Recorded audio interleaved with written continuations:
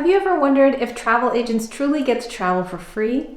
Let's unravel the truth about travel discounts and free travel and what it really means in our industry. I'm Jill, I'm a travel advisor and entrepreneur, and I'm also growing a YouTube channel, over 50, and sharing everything I'm learning here in case you want to do the same thing.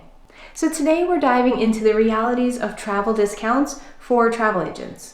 What's accurate, what's misunderstood, and the professional ethics that guide us, or should guide us, for our own travel in this amazing industry.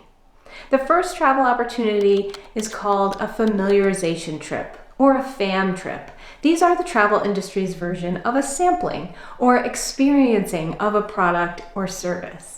Like if you owned a restaurant, you'd want all of your service team to try your delicious entrees and understand the ingredients really well. Have an opinion, be able to share recommendations with your guests at the restaurant. Or if you sold cars, you'd want to drive every vehicle, right? So you knew them really well and you could answer questions, anticipate your customers' needs, and make the most thoughtful recommendations. Be truly valuable to your customer and be known as their expert, the one that they're looking for.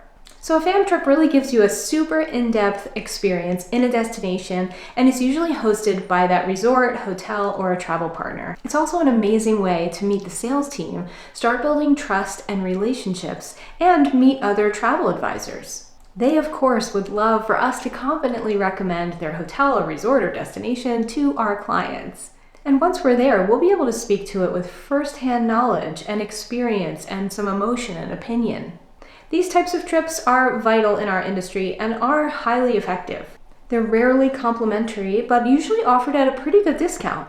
Something also notable is that these trips are often pretty tightly scheduled with room inspections, destination trainings, networking. Dinners and meals are often included in order to give you that real full experience while you're there and plenty of time for great conversations to get all your questions answered and things like that. A great way to think of it is as an investment that supplier makes in us with the expectation of future business. Sometimes these invitations come from your host agency, or sometimes directly from the travel supplier or cruise line based on the relationships that you've fostered yourself. And sometimes the travel supplier has an expectation that the travel agent that they're inviting on the trip has already sold their destination or their hotel, or they show a lot of intent to do so. So they could have some production or sales requirement in order for you to attend, in order to be invited.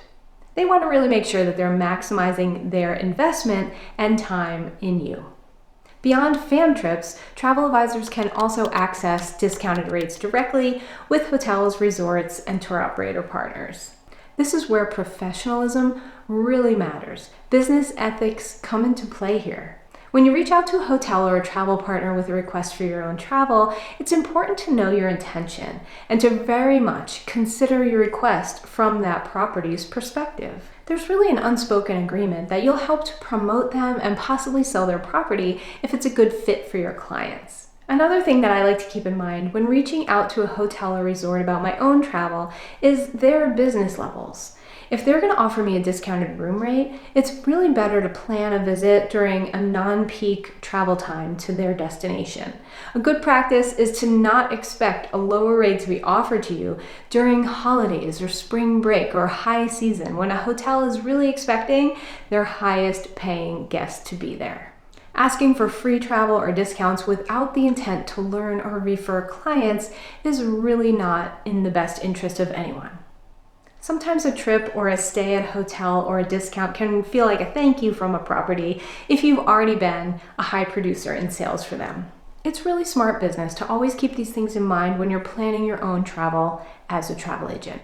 When you're first getting started in your new travel business, it's really smart to work in your own educational travel into your business. This expense is an investment in your own education. So if you can schedule 2 or 3 trips to the destinations that you intend to sell and offer your clients, it's a really great place to start. So yes, there are some really great travel perks to being a travel advisor and being in this industry. But they do come with responsibility, and when they're handled professionally, they really help us serve our clients better, build stronger relationships, and really grow thriving businesses.